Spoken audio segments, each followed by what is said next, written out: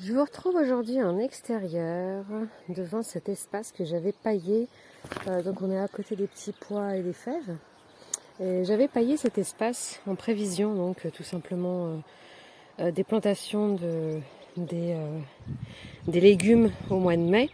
Donc tomates, piments, aubergines, etc. J'avais paillé, donc là, vu qu'on est le 10, non, on est le 8 mai, du coup, et vu qu'il est prévu d'avoir beau temps, encore beaucoup de chaleur, beaucoup de soleil les prochains jours, donc je pense que les gelées sont écartées. Je vais pouvoir préparer le terrain pour planter mes tomates enfin. Je vais peut-être attendre un tout petit peu pour les piments et les aubergines. Mais voilà, j'avais préparé cet espace que j'avais paillé en prévision de pouvoir planter les tomates. Donc là, je suis en train de retirer tout le paillage et puis voir donc l'état de la terre et pouvoir un petit peu retourner tout ça pour préparer le terrain avant repaillage pour plantation de mes tomates. Voilà, ça a demandé quand même pas mal de boulot, d'où l'importance de pailler pour préparer. Je pense que ça aurait été beaucoup plus de boulot si j'avais pas paillé un petit peu pendant plusieurs semaines. Mais voilà, je pense que ça suffit largement. Et maintenant, je vais regarder un petit peu comment je vais placer mes différents plans. Alors sur le carré, donc le rectangle que j'ai préparé, la planche de culture que j'ai préparée, je vais y mettre mes semis de tomates noires russes. Donc en fait je vais commencer par ceux-là parce que c'est ceux qui sont les plus en retard dans leur croissance. Donc c'est les plus petits. Donc ce que je vais faire, c'est que je vais en mettre 3 côte à côte. Mais sur cette planche de culture, je vais pas mettre que des tomates. Je vais mettre autre chose. Je suis en train de réfléchir, peut-être les artichauts. Donc voilà. Donc c'est parti pour la plantation de mes premières tomates.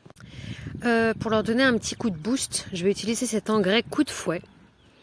Parce qu'elles n'ont pas super bien démarré. Hein. Enfin, elles ont commencé à bien pousser, mais bon, je pense qu'elles vont avoir besoin de ça. Plus, je vais faire un trou. Je vais mettre un mélange de cela et de terreau.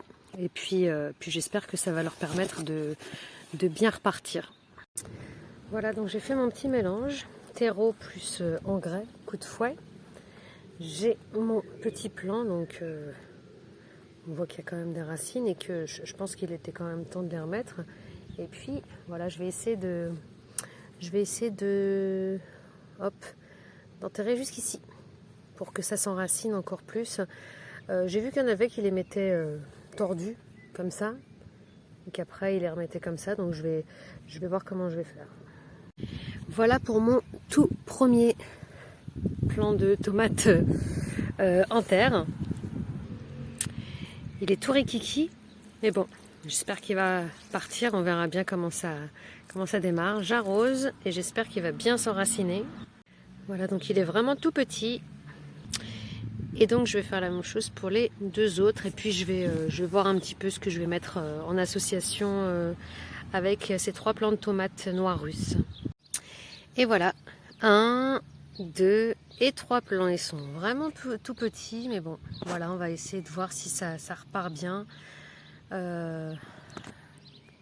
C'est ceux que j'avais semés fin le 28 février. Voilà, donc c'est les 3 mêmes, mais je vais pas faire de la tomate partout ici parce que si jamais, disons qu'il y a une maladie sur ce rectangle potager, comme ça au moins je me dis que si ça se propage sur tout le rectangle, au moins j'aurais sauvé quelques autres plants.